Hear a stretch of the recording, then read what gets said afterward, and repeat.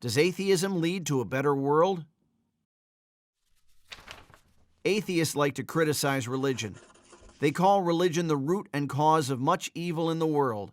But not only that, they are actually convinced that atheism will make people better. Are they right? Okay, if there is a God, then there is a moral standard that is over and above man. Man cannot change it. It is not in his power. The resulting moral order applies to all people equally, the poor and the rich, the strong and the weak. Of course, not everyone will live by this moral code, but good will always remain good and bad will always remain bad. Now, what would happen if there were no God? Well, there wouldn't be any moral absolutes. Right and wrong could be decided by man. By whom exactly? Well, by the most powerful. Only the most powerful can enforce standards on others, at least until someone even more powerful comes along. Of course, several weaker individuals may join forces to become even stronger, but the basic principle remains the same. Right and wrong would be determined by the strongest. And whatever is good today could be declared to be bad tomorrow, or vice versa.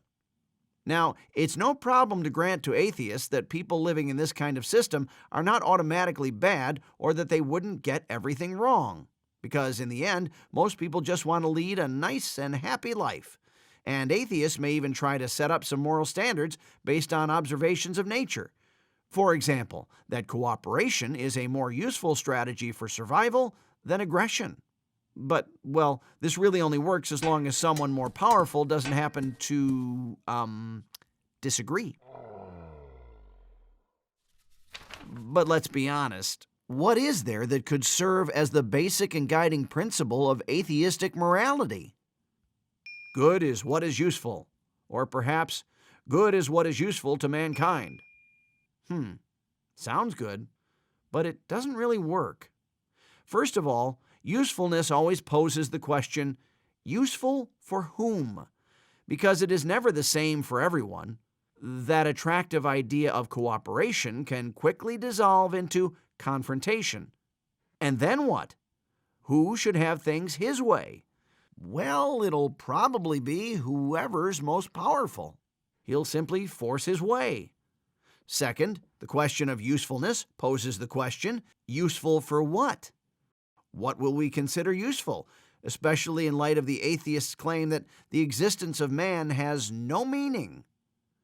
Who should decide what is useful? Again, for better or worse, it'll be the strongest. We see that in principle there are only two possibilities. There is a God, and then there is a binding moral code, or there is no God, and then there is no law except the one forced on us by the will of whomever's strongest. The heartless law of the strongest has reared its ugly head many times throughout history. We see it in dictatorship and racial fanaticism. In materialism, man has no dignity, no worth, no rights. His life is not sacred. The weak will be crushed by the strong. Race becomes everything, or class, or something else. Because there is no right, there is no wrong.